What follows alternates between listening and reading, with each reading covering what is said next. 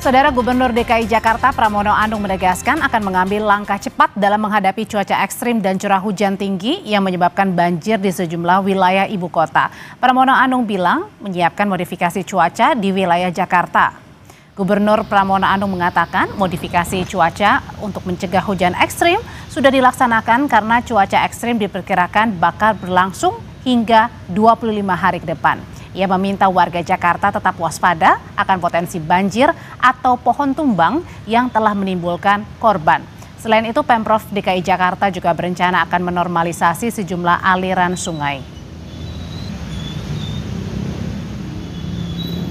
Mulai kemarin sebenarnya kami sudah bekerja sama dengan BMKG dan juga dengan Badan Penanggulangan Bencana Nasional untuk melakukan modifikasi cuaca.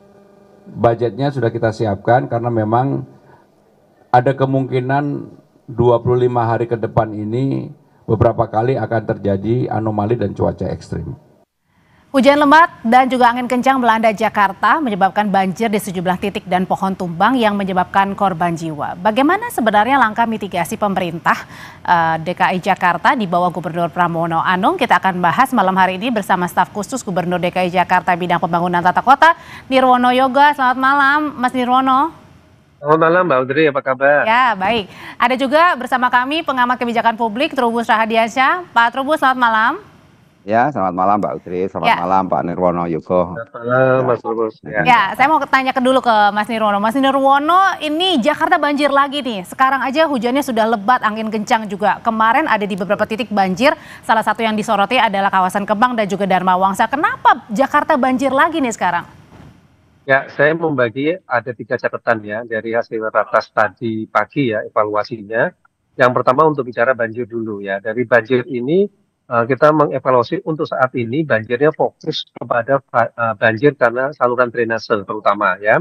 Sehingga daerah-daerah yang terdampak banjir saat ini fokusnya adalah rehabilitasi maupun juga penyediaan terutama pompa mobile dan terpenting juga pengecekan kembali beberapa tanggul yang sempat jebol termasuk di daerah Kemang. Itu yang langkah darurat yang sedang dilaksanakan. Sementara yang kedua, selain tadi siapkan adanya modifikasi cuaca, kita juga akan memantau ada 2, satu yaitu minggu depan itu diperkirakan dari perkiraan BMKG akan terjadi banjir rob. Tentu bagi daerah pesisir utara yang perlu segera diantisipasi. Sementara dalam 25 hari ke depan tentu tidak tutup kemungkinan kalau sampai dengan daerah Bogor dan sekitarnya banjir, maka perkiraannya akan terjadi banjir kiriman terutama di pemukiman yang berada di tepi bantaran kali. Nah, strategi ini yang sedang disiapkan untuk melakukan mitigasi seminimal mungkin ya, karena proses perbaikan masih dalam perjalanan ataupun dalam persiapan antisipasi tadi. Apakah Selain artinya, itu, Mas untuk Nirwono? Pohon terutama. Kenapa? Ya, silakan Mbak Audrey. Oke, apakah artinya kan kalau tadi Mas, gimana, Mbak? ya Mas Nirwono bilang akan begitu ya, akan menyiapkan modifikasi cuaca di minggu depan, kemudian juga sedang menyiapkan juga untuk kembali melihat pompa-pompa. Apakah artinya ini langkah mitigasi sebelum terjadinya banjir di mana-mana ini kurang dilakukan dengan maksimal oleh Pemprov DKI Jakarta? Nanti ya Mas Nirwono dan juga Pak Trubus akan menjawabnya, tetap bersama kami di Sapa Indonesia Malam.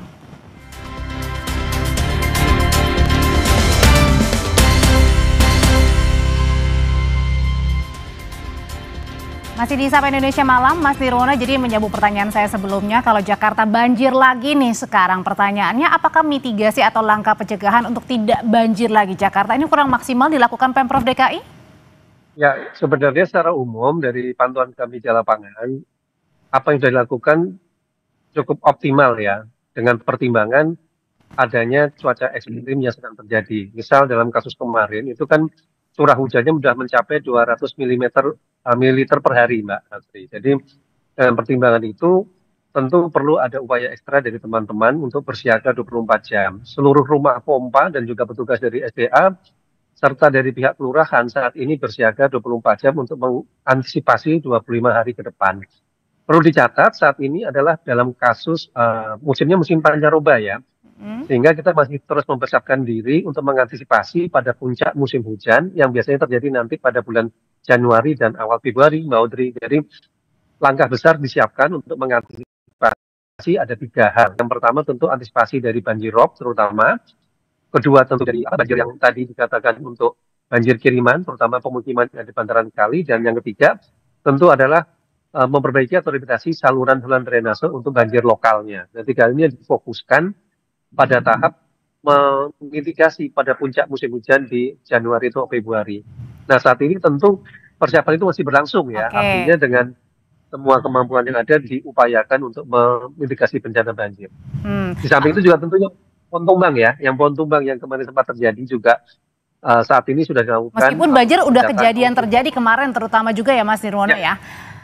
Ya betul, termasuk daerah-daerahnya ya. Daerah-daerah yang menjadi titik rawan banjir. Kira-kira itu Mbak Audrey. Kalau menurut pandangannya Pak Trubus sendiri, kenapa sih berganti pemimpin masalah klasiknya adalah Jakarta banjir? Iya, ini seperti mengingat tahun 2014 kalau saya jadi presiden itu mengatasi banjir itu gampang gitu ya. Ini kan sudah pernah jargon itu keluar sampai berulang-ulang. Nah, jadi begini, memang ini persoalannya adalah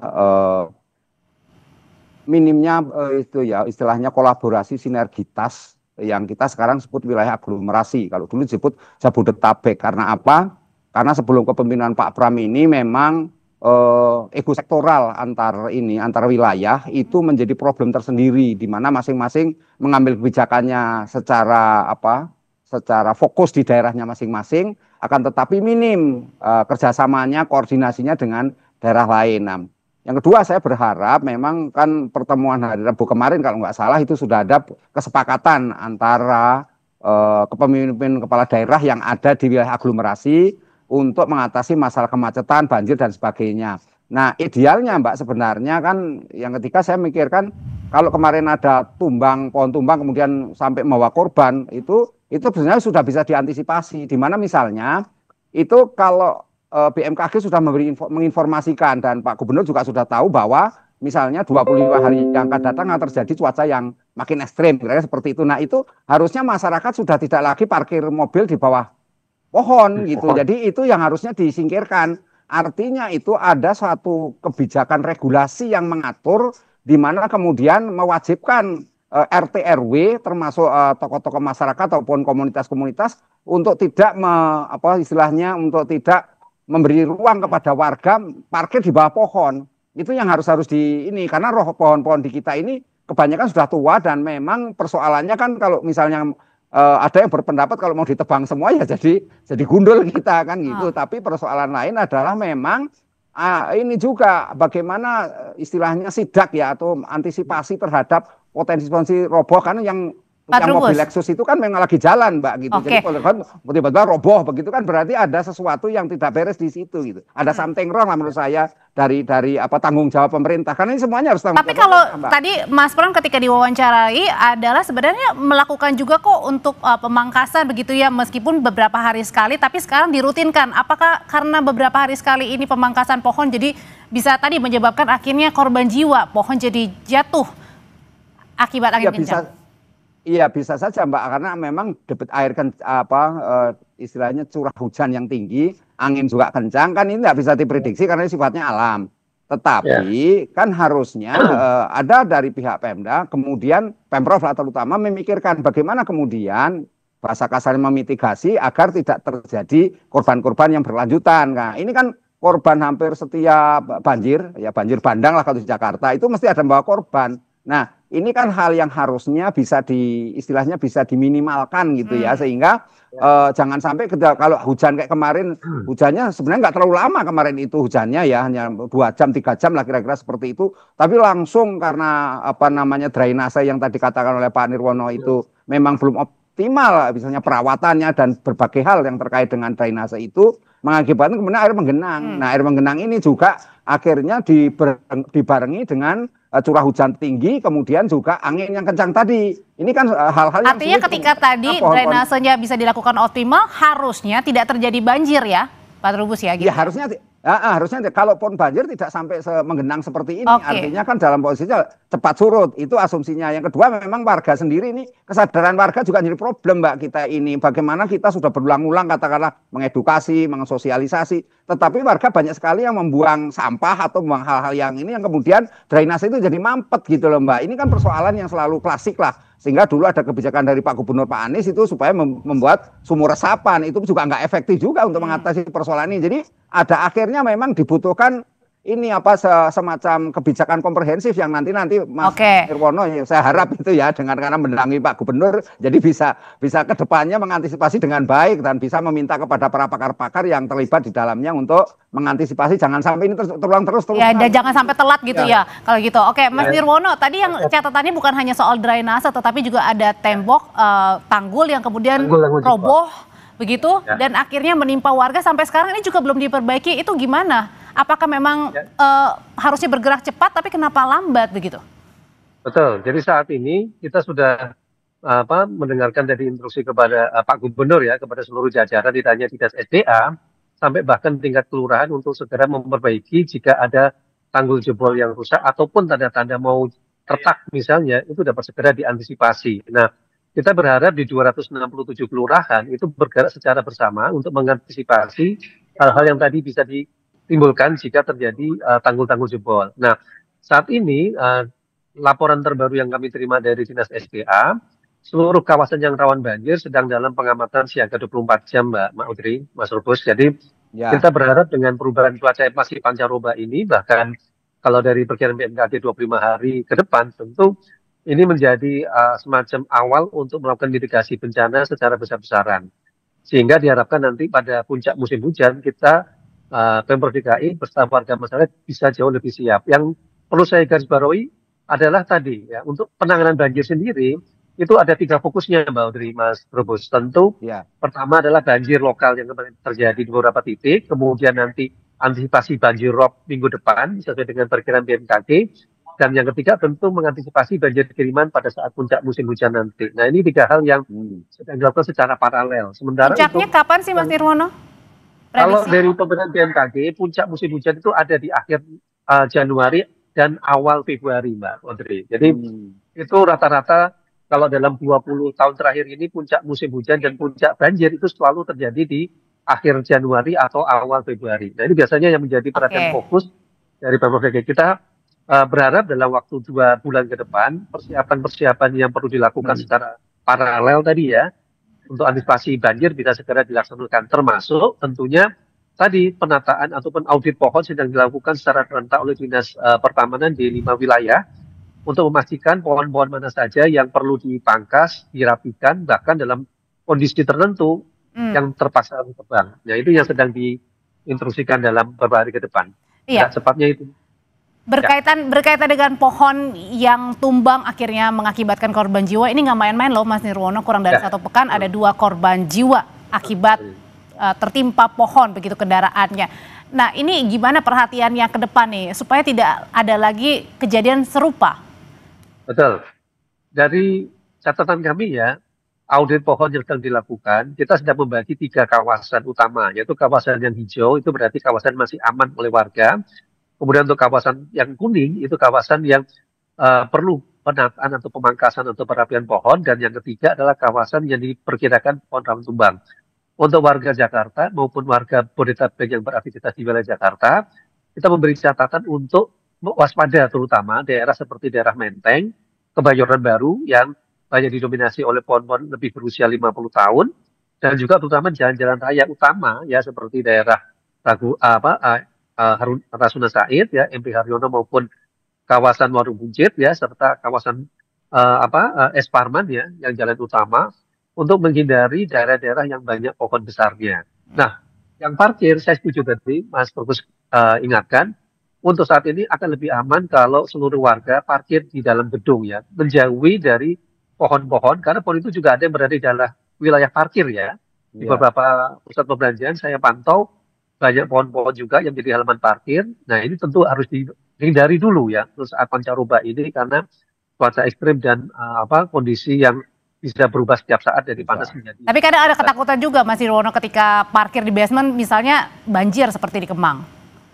Ya, betul. Tentu kita harus waspadai lokasinya terutama ya. Oke.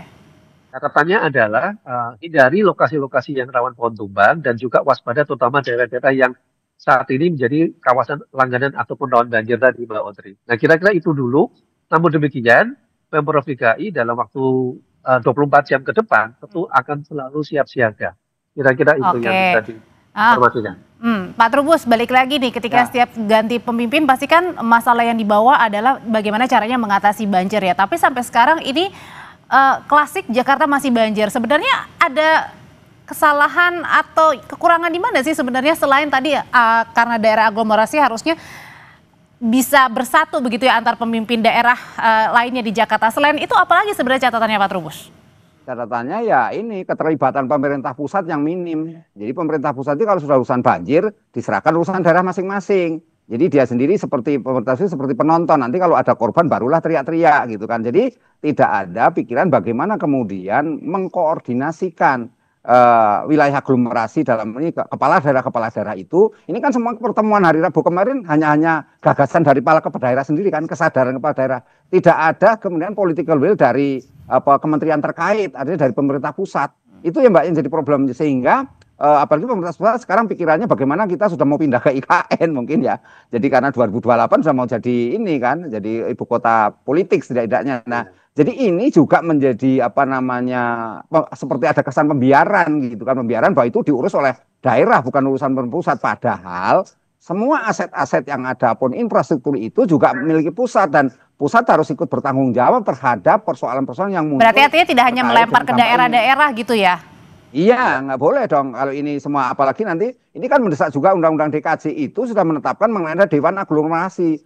Dewan Aglomerasi itu harusnya segera dibentuk sehingga ada pengurusnya siapa itu yang bertanggung jawab ketika pengembangan aglomerasi ke depan. Sampai hari ini belum ada tanda-tanda bahkan gitu ya yang namanya kita membentuk namanya Dewan Aglomerasi.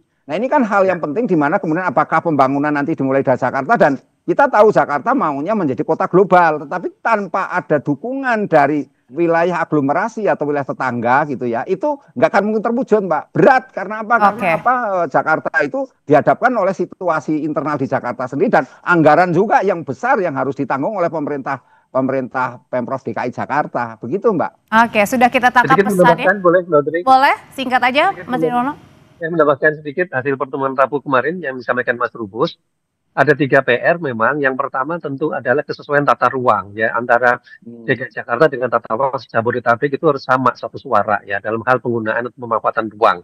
Kedua tentu penganggaran ya, dengan dari efisi anggaran ini perlu ada penyesuaian dan prioritas anggaran dalam pengendalian banjir dan juga kemarin mengatasi kemacetan. Dan ketiga dengan semangat aglomerasi tadi tentu persoalan banjir dan kemacetan harus ditangani secara bersama antar wilayah. Itu catatannya tambahannya. Kira-kira itu. Terima kasih. Oke, terima kasih sudah kita tangkap pesannya. Terima kasih Mas Nirwono, Pak Trubus. Selamat malam. Selamat malam, Mbak Andri. Setelah ini kami hadirkan informasi saudara dari Israel menolak menempatkan negara-negara pro-Palestina